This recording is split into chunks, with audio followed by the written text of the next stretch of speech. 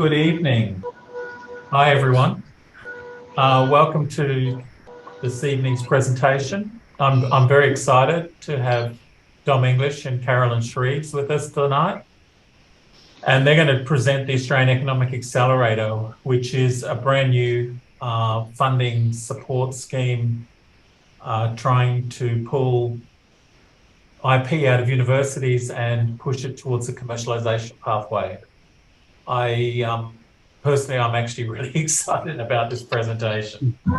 So just quickly, there we go.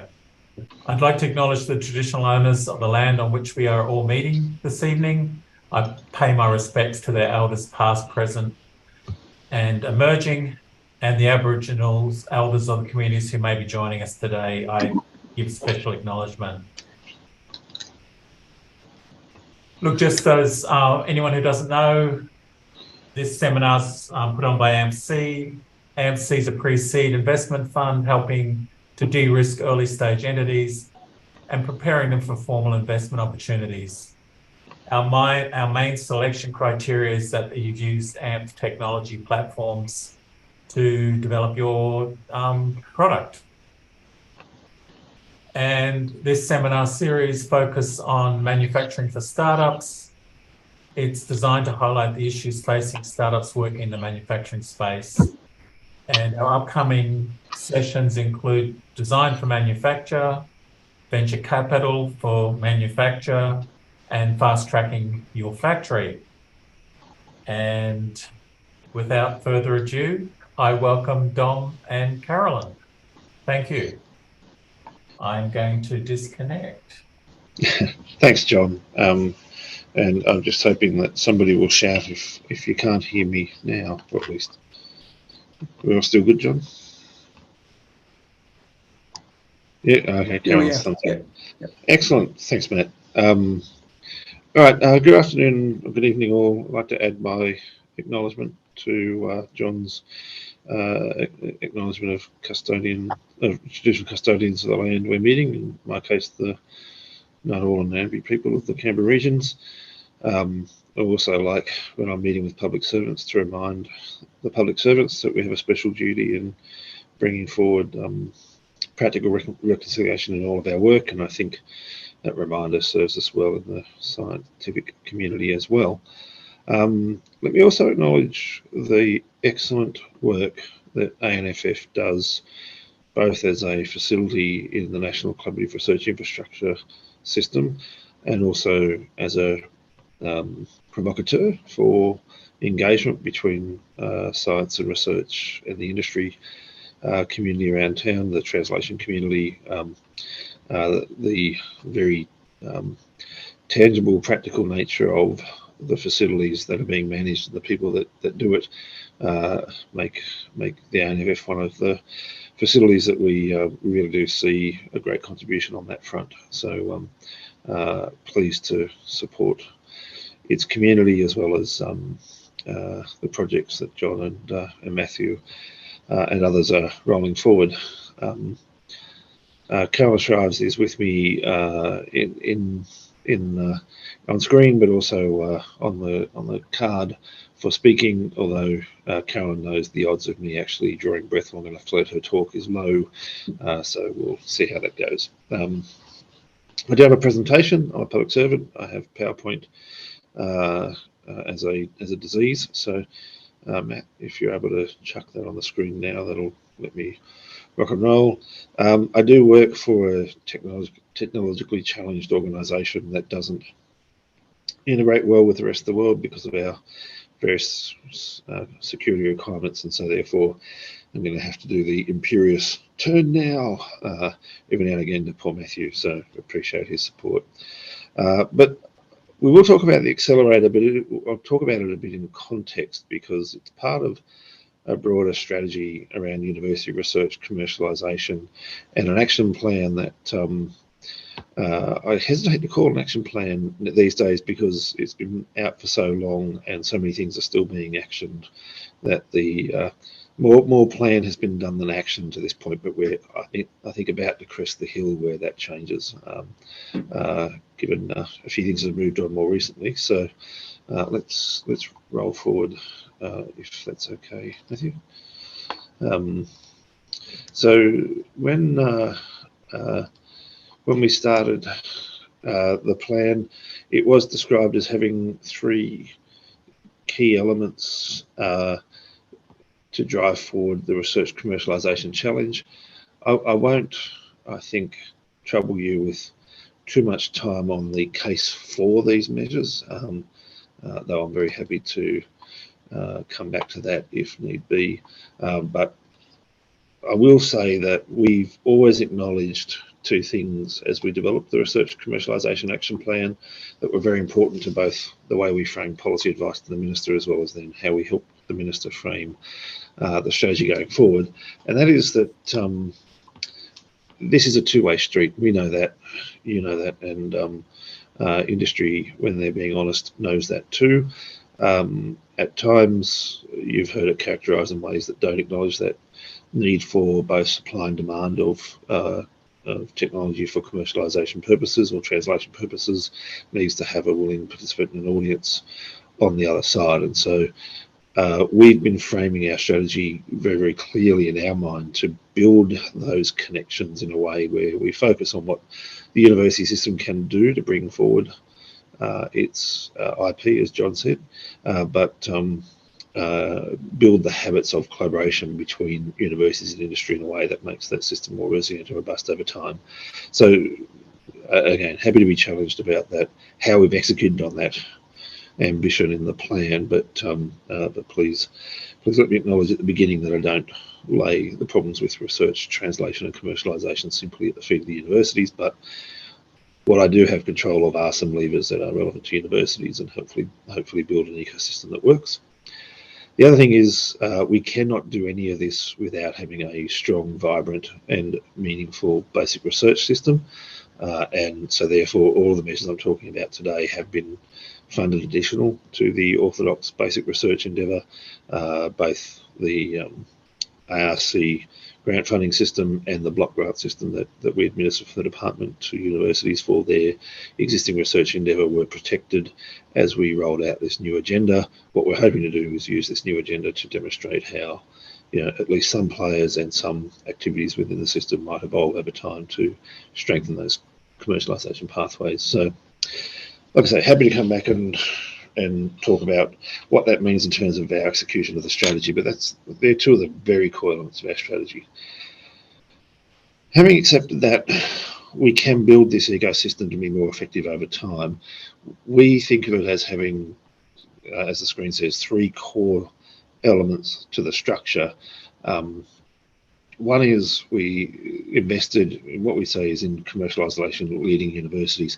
In effect, we tried to front-end load some activity by universities who are willing to commit to various reform agendas to demonstrate the sorts of things that need to be done to succeed more with this commercialisation and translation endeavour. That is, in the core sense, the purpose of the Trailblazer scheme, which is asked universities to self-identify the sorts of things that they would do against a defined range of areas of challenge that we know need to be picked up as part of a strategy for improving the translation and commercialisation outcomes. And so that talked about not just how research will be taken forward in partnership with industry, but what reward systems exist within the institution to support academics who are focused on this sort of activity, and how that can be diversified away from the orthodox publish and perish model that has been described to me plenty of times in the past. Let me acknowledge that the world is a richer place than just that title would suggest, but there's certainly a bias in both our reward systems and university reward systems in the whole towards that. We have also asked them to ask the proponents putting projects into the Trailblazer scheme to think about how you build a broader skills pathway, so undergraduate vocational education and training and postgraduate research skills that are necessary to take forward the application of technologies and innovation. We've also challenged them to think about how they improve and simplify their intellectual property management regimes, amongst a few other things. So the Trailblazers were fairly crude. Here's a pot of money to pursue partnerships with universities, with industry partners. If you can identify those partners in the reform agenda, that's what it took to win there. But that was really about trying to demonstrate the multiplicity of approaches across a few fronts. We're very, very clear in our logic of the package that you have to create career pathways for academics that make a difference to their opportunities to succeed over time, based on their success in taking forward translation and commercialisation research. And so we've built a range of programs in the PhD and postdoc and up to the laureate level for industry focused fellowships and scholarships. And so we've got 3 different types of industry PhD scheme running, a natural experiment, if you like, between us and the CSIRO. We run 2 versions of that, which I'll describe in a minute. And the ARC has recently run its first round of the 3 fellowship schemes that are part of that system. All of these are designed to put in place the capacity for a career to be built focused on commercialisation and translation activity. Then once we've done that, the accelerator can be seen as the path by which people can then take projects and ideas forward to succeed. And so the accelerator is both an enabler of research collaboration activities. It's also an experiment with how we might fund research differently in some cases. And I'll show what that means shortly. But it's deliberately structured quite differently to the way we support, the way the ARC and other peer review processes support research. So that's the overarching structure. We've got some demonstration projects. We've got a real focus on building the workforce for innovation, and we've given practical capacity for projects to be funded. That's, in a nutshell, the strategy. So Matthew, I might keep rolling. The next couple of slides will be quicker. Thank you. So just to give you a sweep of what we got by way of promises out of the Trailblazer partners, and now it's up to us to hold feet to the fire to make sure these are delivered, but everybody's working very vigorously to that extent. The Trailblazers were focused on the modern manufacturing strategy priority areas set by the previous government.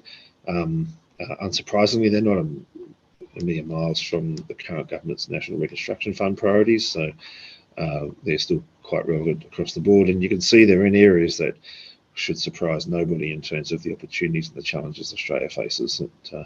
If you are a resource-dependent economy, being very, very efficient and leading edge at how you exploit and manage those resources is important. Obviously, the defence investment of the nation doesn't need much introduction from me at this point. It's been a matter of some substantial discussion for a while, but the clean energy and the recycling focus is also clearly there. We did get one of my favourite ones, which is the Southern Queensland Space Hub. I don't think you can talk about space without getting a little giddy if you're a boy of the 70s and 80s like I am. And finally, the FABA, or Food and Beverage project at the University of Queensland. All of them are defined by having pretty clear pathways to build up their partnerships with industry, the collaboration and the contribution that industry is prepared to put on the table, the breadth of partners they brought. And it demonstrated to us that if you can be clear about your priority and your willingness to invest, that you can bring other parties into the mix with you. As I said, all of these universities then had to make commitments about how they would support these projects with a strong ecosystem, a strong environment, good governance, which to me is the ultimate vaccination against projects getting sclerotic over time, is that we put external governance in place and really drive the projects going forward. So we're very, very happy with the way that particular project has lived its first life. We think it demonstrates the mission-based research agenda in one form, as well as provides a pathway for a whole of translation activities to happen. I might go to the next slide, Matthew.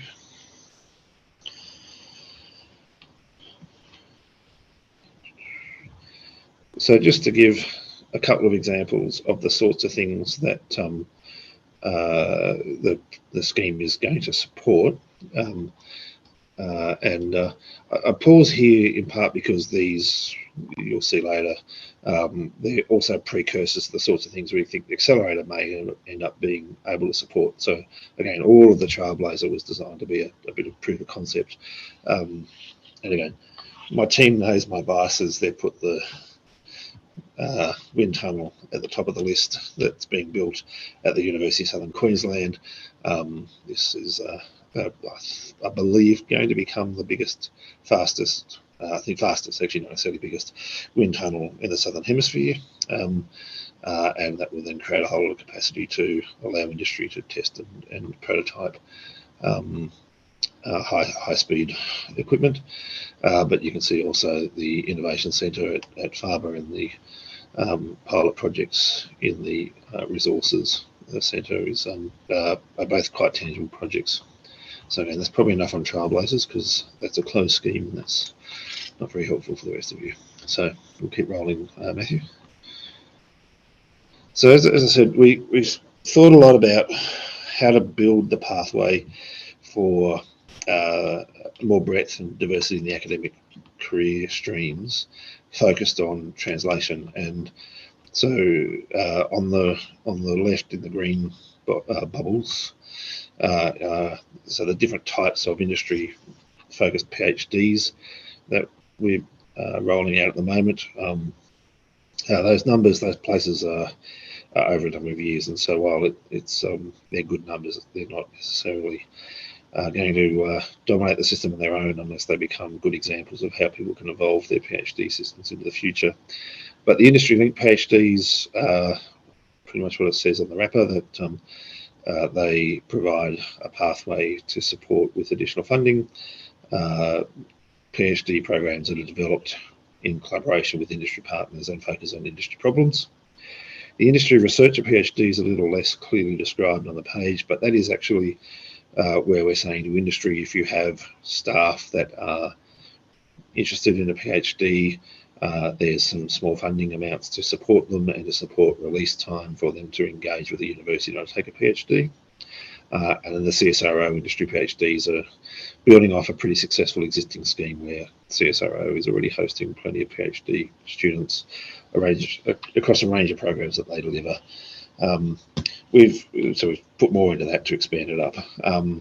All of those are pathways to try and broaden the reach and capacity of the industry PhD scheme to support industry-focused PhDs. I would add that none of these are prohibited by the existing system, but what we're doing is demonstration of what flexibility does exist and how these can be, and building up the habits of those collaboration practices with industry partners in designing those schemes that hopefully then spread more broadly across the system into the places where it's attractive for partners to come. The fellowships, as I say, they've just run the first round. We're still seeing the results of that to be rolled out, but we put in place early career, mid-career, and laureate fellowship.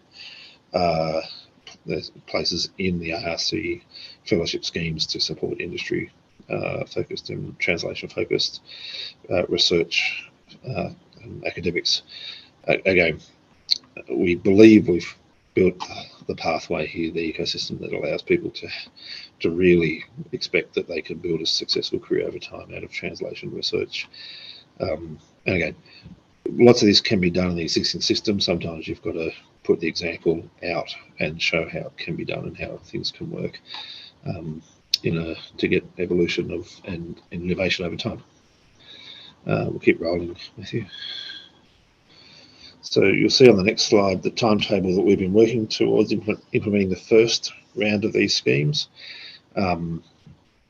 We are currently assessing the applications we received on the National Industry PhD program, and we're very, very pleased that we appear at this point to have received sufficient applications at high enough quality to fill the first round of places that were rolling out the door. will not long be putting the applications out again. We've tried to resist in most of these schemes that are certainly within my control the orthodox annual cycle, because if you've got an industry partner who wants to work with you, waiting 18 months for an answer is a poor policy design. So the industry PhD program, I think, will run on at least 2 to 3 rounds a year. The accelerator we're looking to run on quarterly with some description, but that's still to be delivered. The ARC slightly more, I think, towards the annual from memory, but you can see they're still they have their more orthodox peer review process than we do. CSIRO beat us out the door because they've been doing this for a while, so they've already awarded their PhDs, and people are getting ready to start. So again, they'll keep running theirs on a pretty regular basis as well. But so those schemes are there for students who are interested. Again, Michael, I think I might have paused too long here if I keep going. And there's another. The next slide is a yet more detailed version of the various assessment processes, which I may not pause much longer on, just so you can see that. Actually, Matthew, we might.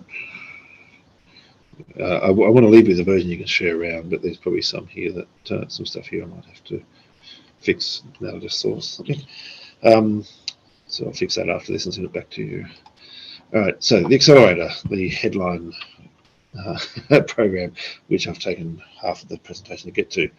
The accelerator is meant to provide a mechanism to help drive activity into what's typically described as the valley of death. You can see on the screen, slightly dramatic presentation, but yeah, I was talking about Star Wars before, so who might talk?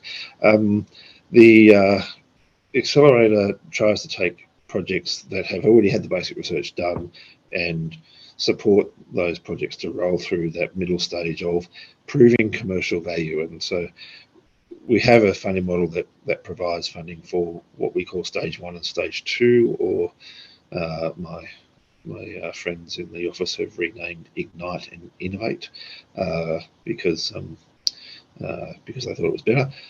Stage 1 and stage 2 are not very exciting, I admit, but stage 1 or Ignite should be thought of as the proof of concept. So if I take a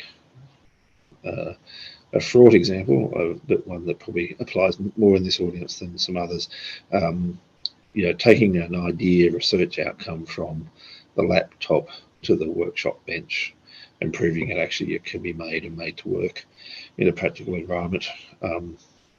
The stage 2 grants are focused on then proving effectively that those things can be done at scale and have the desired impact on commercial outcomes or potential commercial outcomes that the translation project is seeking. So, can it be done on repeat? Can it be done in a workshop environment rather than in a factory floor type of environment, as an example? Can it be done by non-scientists running the process? And what impact will it have on the costs and value delivered by the various processes? I think will be a high focus, because in there that's how you demonstrate commercial value. There's a scaling of the investment under each of these schemes, which we'll come to in a minute. They are, and then the third stage of the scheme is a soft link. I'll need to be very, very clear. We've expanded the Main Sequence Ventures investment pool, and they are currently out raising funds in the first tranche of fund building that they do. With that $150 million, I'm pretty sure they're taking $50 million and looking for partners in this round, and they'll do another 1 or 2 later. But that will build up a capital pool that they can make investments, usually equity injections. I don't think they do loans too often, but they usually take an equity position in a deep tech investment project with either startup partners or existing partners. we don't expect that necessarily all projects will go from stage 1 to stage 2 to main sequence ventures as the only way to success. It may be enough that proof of concept is sufficient for a project to then be interesting to a commercial partner or a translation partner. It may be that people have already achieved stage 1 outcomes in their project and come straight into stage 2, and similarly, main sequence ventures will likely not restrict themselves entirely to the output from the accelerator, but they will work with us to try and make sure that the accelerator projects are given a good look. We know from everything people in the sector have told us that you can't think of this as a linear process, that people may cycle through stages multiple times or make substantial progress and then have to go back and start again, learning the lessons of the project they've already done to have a more successful project later. So please, when I describe my stages here, understand that we understand that this can't be linear. It's got to be flexible and meet people where they are. I'd like to innovate and evolve the schemes over time and make stage 1 and stage 2 possibly more like stage 1 A, B and C, and stage 2 A, B and C, depending on what projects need. But my staff will kill me if I do that now, because it's challenging enough to get a scheme like this going in the first place. So we are rolling with a simple design, and we'll make it complex over time. Matthew, do you want to roll to the next slide? So to give you a sense of how the projects will roll forward, we are expecting to be running in basically 6 streams most of the time. So sort of 10 or 12 projects in each stream. I say 10 to 15 projects in each stream in stage 1, and in stage 2, 3 to 5 projects at any given time as we build the streams up. Stage 1 projects, by nature being shorter, sharper, first pass, will probably not overlap between years much. Stage 2 projects are meant to be 3 to 5 year potential, up to 3 to 4 year potential, $3 to $5 million worth of funding, and so you'll slowly see us build up a broader portfolio of investments. I'm actually hoping over time that the stage 1 investments and the stage 2 investments have a mix of funding levels achieved depending on what people need, and that therefore these numbers are the minimum number of projects we could fund. Some stage 1 projects may only take $150,000. Some may take the full 500 that we can put into the projects. So this is the sort of pipeline we're working towards. We've got, as the slides show, $700 million over the next few years, and we've got $1.6 billion over the 10-year cycle, which again is a reasonably unique position to be in, to have a 10-year envelope for this sort of project, which is very exciting. Go to the next slide, Matthew. So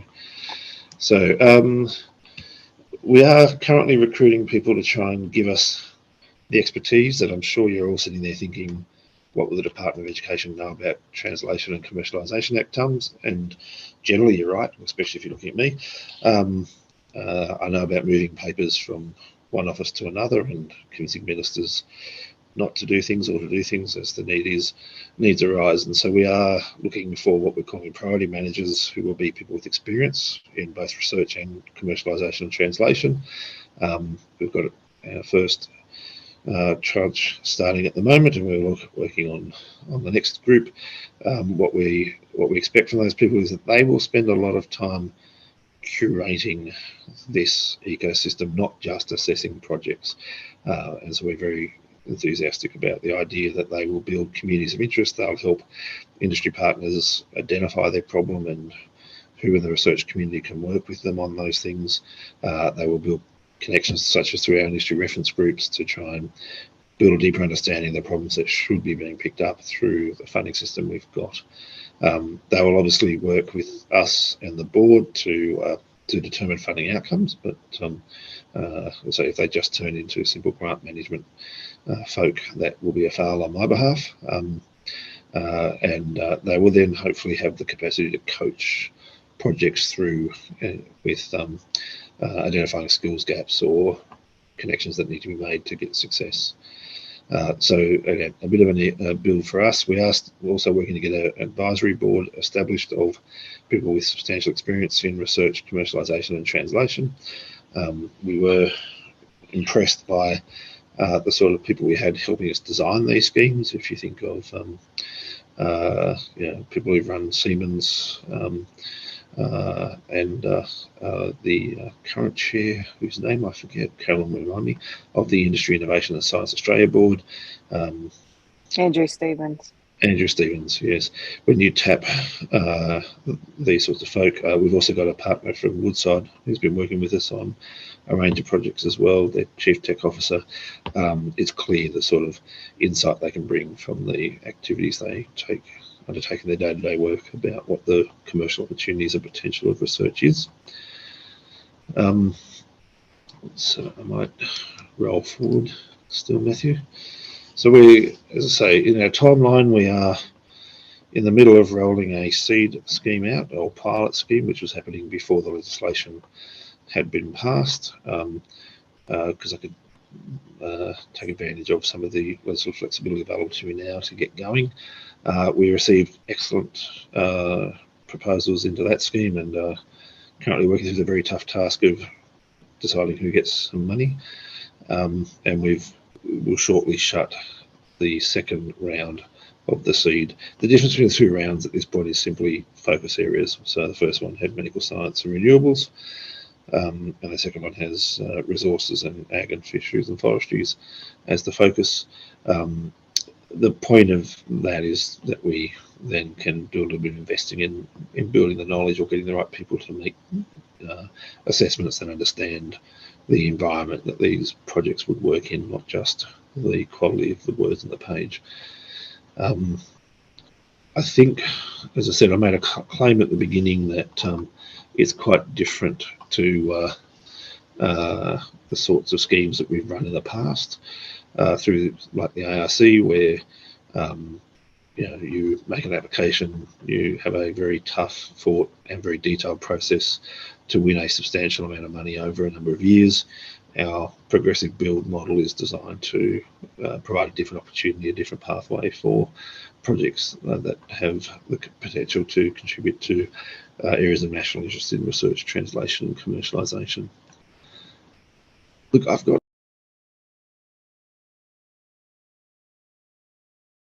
off with a couple of questions that I happen to have handy.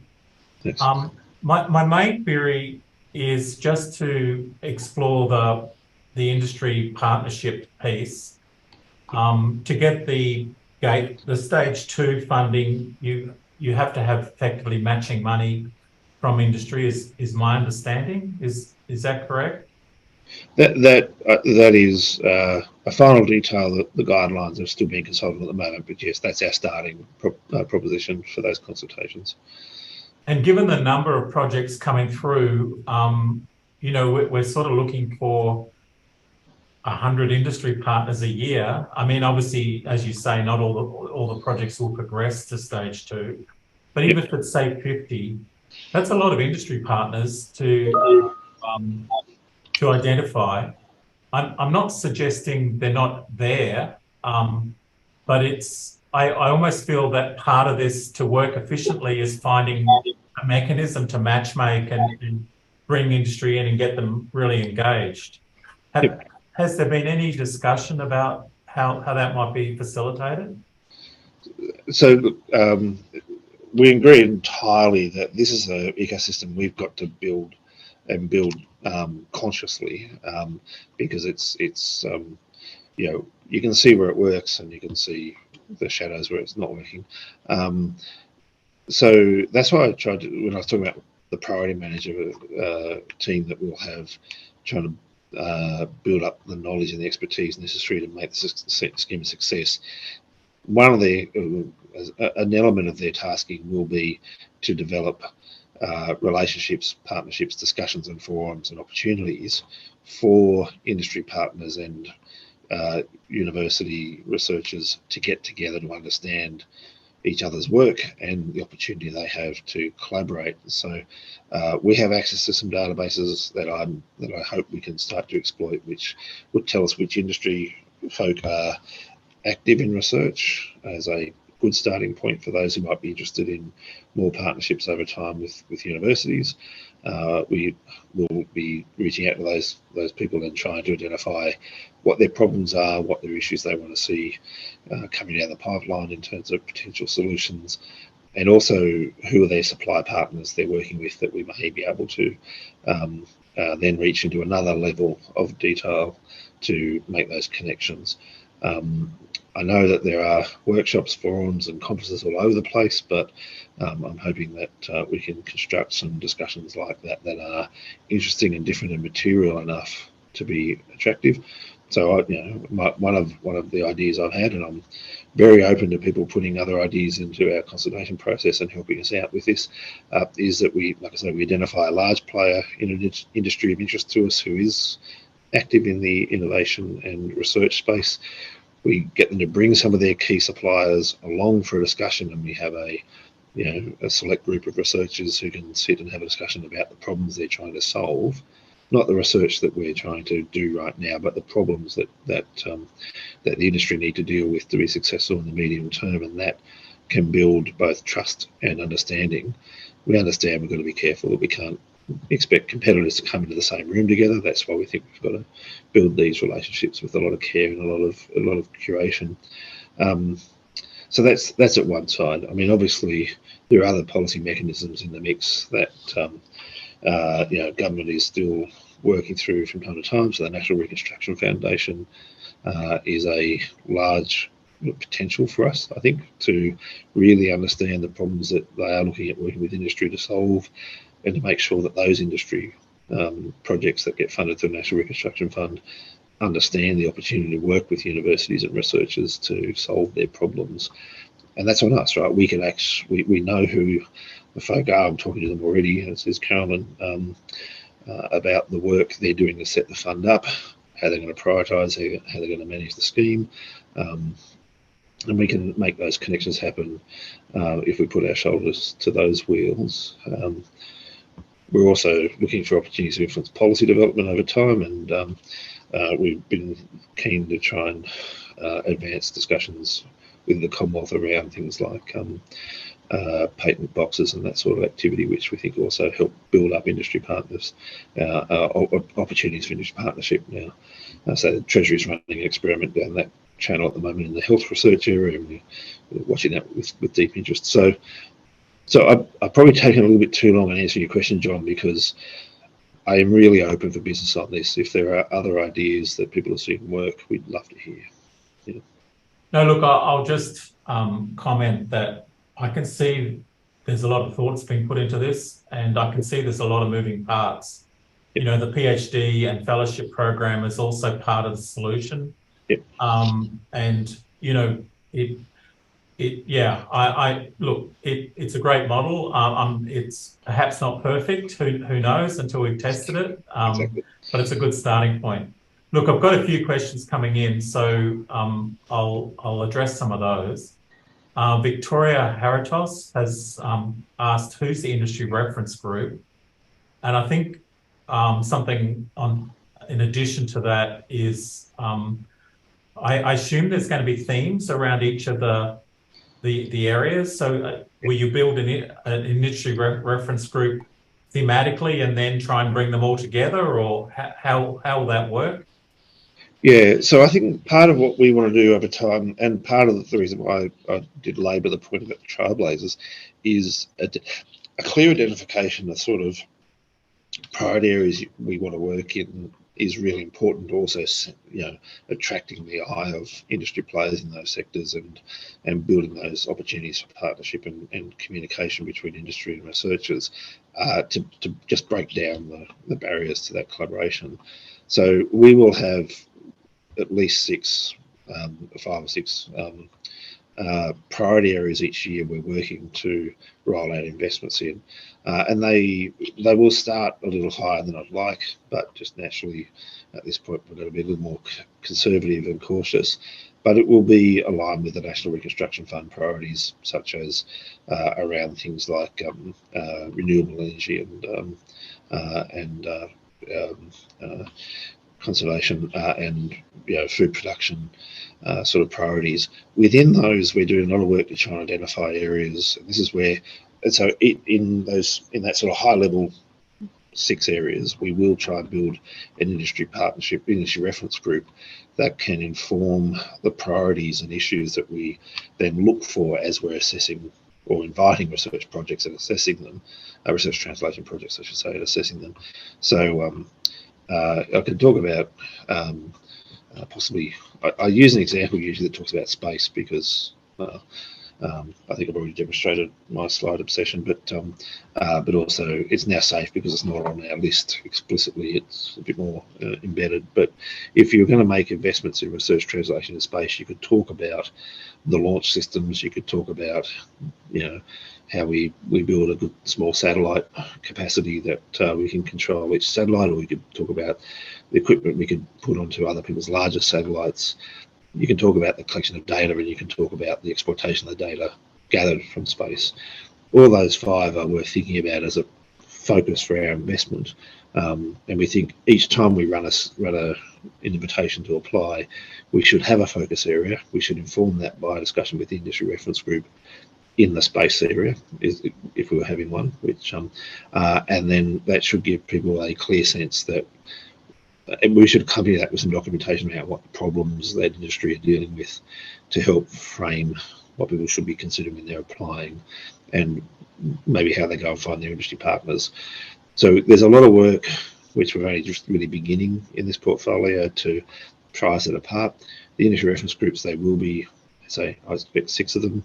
I'm hopeful that we'll have a diverse enough board across the accelerator as a whole where one of the board members may participate in the industry reference group to provide that connection back to the macro picture. But that's how we're seeing it at this point. Apologies again for a long answer, but that's the sort of shape of what we're looking for. The people, just looking at Victoria's question, the sort of expertise that we're looking for are really the people who actually have their fingers on the pulse about where the problems are that need to be solved in the medium term to keep Australian industry competitive and successful, and where research will make a difference to the medium term future. So they will come from industry that are research and innovation active. I would hope if I can convince them to commit their time to the effort. I mean, given there's about 30 or 40 industry partners around each of the Trailblazer programs, yes, it would be good if each of those entities made their contact details really transparent so that someone knows where to go to in those companies if they want to have a discussion about, their research agendas. Yep. Let's move on to Shianti. What's your suggestion for academics? How do they prepare for an industry partnership for an AEA grant? What sort of relationships do you need to have in place? Yeah. Look, I have a lot of respect for the AMP community, and so my answer here is a broader reflection on the way I perceive research works. I think your community is actually better at this than some others. My main advice will be don't take a solution looking for a problem. Go and understand the problem, and then think about how your capacity, your knowledge, your networks can contribute a solution to that problem. This is the criticism I get from industry all the time, that literally academics want to take their pet project and find somebody who will contribute. And look, for lots of projects, that may well actually be to the net benefit of the nation. But in this case, we are really going to be looking for people who understood not just that the research could be translated to something useful, but if it was translated, how much of an impact it would make to the cost of the activity that it's contributing to, or how much better it makes the product or service that the industry partner is trying to provide. This is shamelessly commercial, and that's, there are a range of other schemes to support the broader research endeavour, which continue unabated.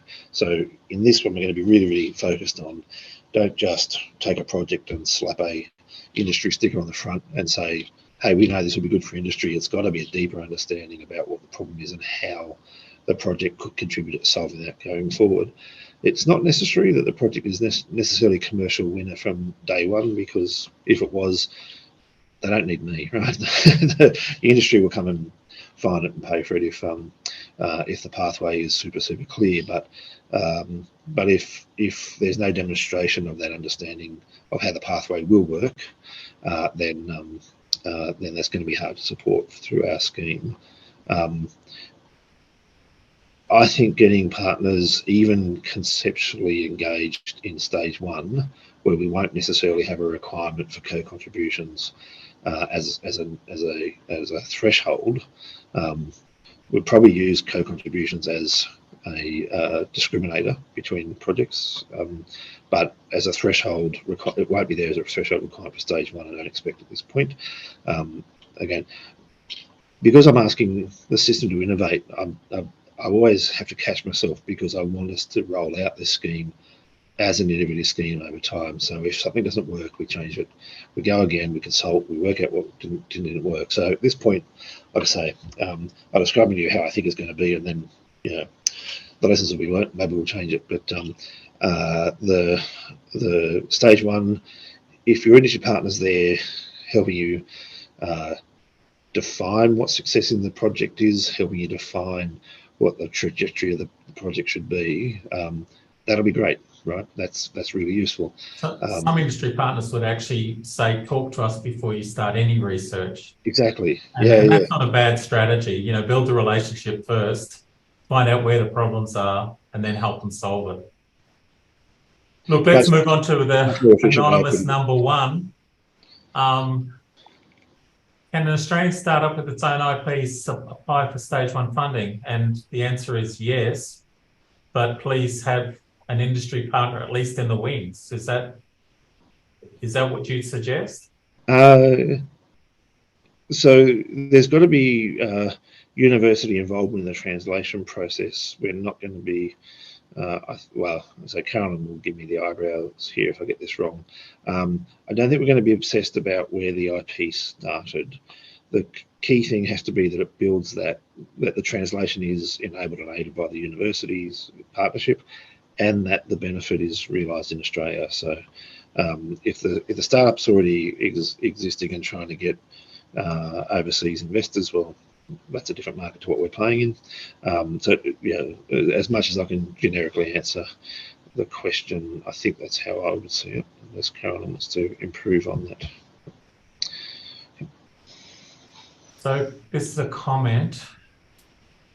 Could you harness the alumni of the Oz Industry Innovation Connections program of SME businesses and research to come together in forums?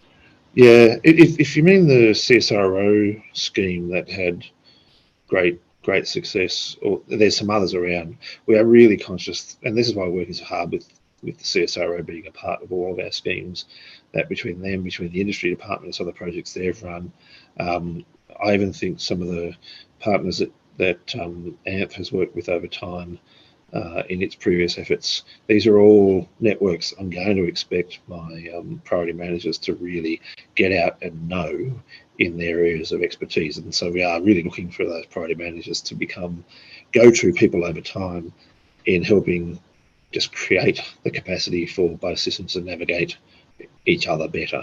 But yes, no, they're innovation connections, all those previous programs, we're definitely going to try and take advantage of their knowledge bases. I have a longer term ambition to build a more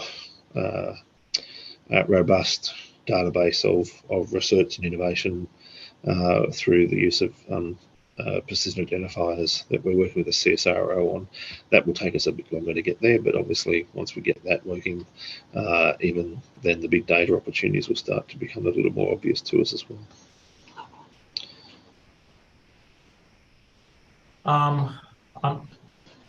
So I'm not sure what this acronym stands for. How will IP be treated by the AEC funded projects at stage 1 and 2? I'm going to assume a slip of the keyboard and just talk about the AEA.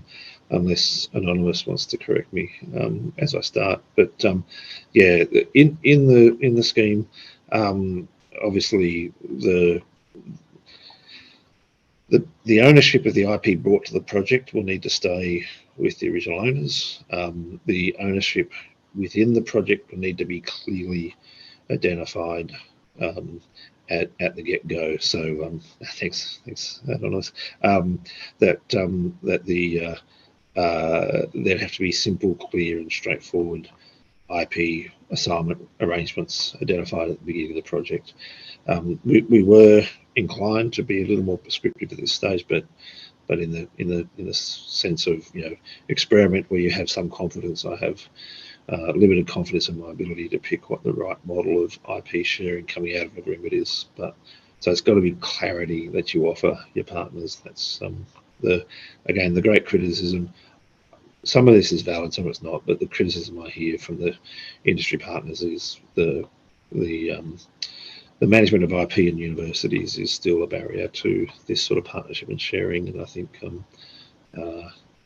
we need to make that simpler and clearer, and the pressure has to go on to university tech translation officers to help facilitate that with the simplest arrangements they can put in place at the beginning. Yeah, the industry normally knows what they expect from IP. Yes. It doesn't always match university expectations, but generally they can find a common ground. Yeah. And John, I would just jump in to say we're in the middle of our consultation process now for the Innovate guidelines. There's lots of different options and ideas being put forward to us about the IP question in that context as well. So how we address that, we need to kind of think through carefully, because even within the sector, there's a very, very broad range of answers for the stage of funding that I would have expected it to be a bit clearer, as opposed to Ignite stage 1, where it would be a little bit more complex. So it's the gift that just keeps giving the IP challenge. Okay. And Mark Kirtland has asked, is there's going to be a central contact person for each Trailblazer university, I assume to facilitate the industry PhD program? Have you thought about how you're going to manage that interaction? So certainly we can identify those partners, but I'm happy to take offline a suggestion that we should gather up some material from the Trailblazer partners and identify a front door for potentially interested PhD students. That's a good suggestion. At this point, I'm very happy if individuals want to reach out to us and ask for a key contact at each Trailblazer. We can certainly help them with that, but that's not a systemic answer to the question. I'll see what we can do on that one. Yeah. It's not just an issue for the Trailblazer universities either, is it? It's hopefully all universities are tapping into this program. Yep. I mean, I think one of the big weaknesses, as I see it in industry in Australia, is there aren't enough research-capable individuals working in industry, and we need to move our PhDs into industry. I'm with you, John. I actually hear people talk all the time about the excess of PhDs over what the academy needs, and I think that's a great outcome, because I want those people in positions of influence and control in industry who over time will start being able to purchase the goods and services that are research enhanced, invest in research to enhance their business outcomes because they understand what it can offer them. And I think that is actually part of our longer term vision here, that there's a much more sort of permeable barrier between industry and academia. Sorry, John, you've hit one of my topics. No, it's one of my big bugbears as well. We haven't got enough researchers in industry. Yep. Look, that's the last of the questions, and we're getting pretty close to where we like to finish. Do either of you want to wrap up with any comments or observations? No, look, I did want to. There was one more question from David Rudd on the chat. Oh, sorry. About co-contributions, and yes, we are open to the idea that in-kind contributions can be offered in the stage 2 of the scheme. They just need to be clearly identified as additional to existing activity, I think is where we'll land there, but that's part of the consultation process.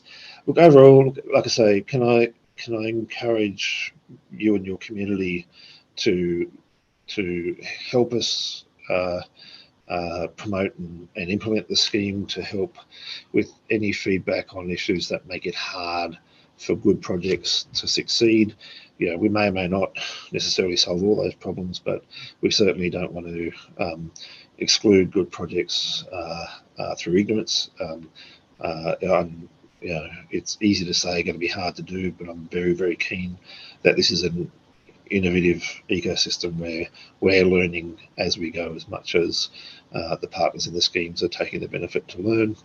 I will make a small plug in that I've created a small internship scheme within the program where I'm taking doctoral students and postdocs on you know, sort of 3 months to 12-month basis into helping us run the scheme, because I think that will create a corpus of people out there who have just had a bit more exposure to industry translation and commercialisation processes, understand who's who in the zoo and the pathways for that.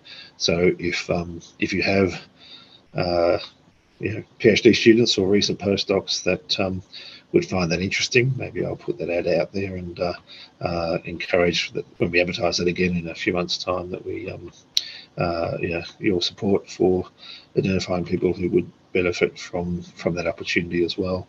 We'd again, if there are people in your community who have an interest in working with us on this scheme over time, keen to you know, sort of be open to any pathway for people with experience around this to come and help us get it right. So look forward to all sorts of engagement and collaboration. And I really, really thank you, John and Matthew, again, and thank you, Matthew, in particular, for your patience with my slides. But I thank you for the opportunity to have the chat with this community. No, thank you. Yeah, thanks, both. Tom. Carolyn? Yes, Dom and Carolyn. Look, that's been great. And I know a lot of people had a lot of questions. So I think there has been, I think, you know, there's a lot more clarity now.